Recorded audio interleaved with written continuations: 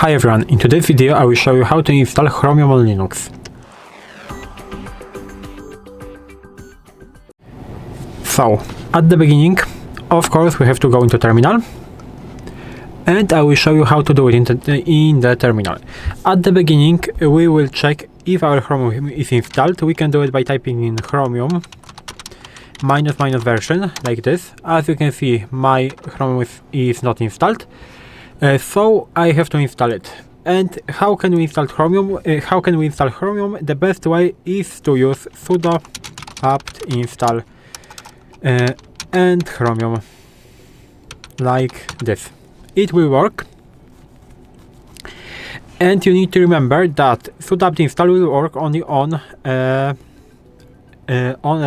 Ubuntu and Debian distribution. If you are on the Fedora, for example, you have to use sudo dnf install, and so on. For example, on the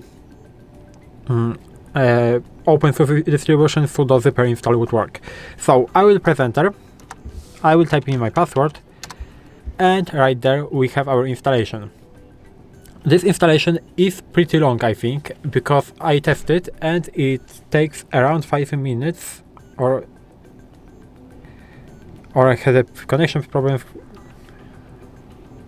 back then, but no, it might be pretty long. So I will stop the video and I will go back to you after my installation will be finished. I froze for a bit because I did it before in the Polish, and it took me around 5 minutes, so maybe now it will be a little bit faster.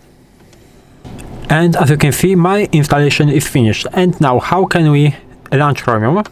We can launch it in two ways. So first of all, we can go into apps and click on this Chromium web browser icon,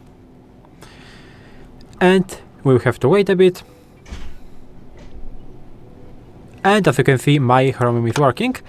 The second way is by using terminal. Maybe at the beginning I will show you. We will check the version again. So Chromium ---- version.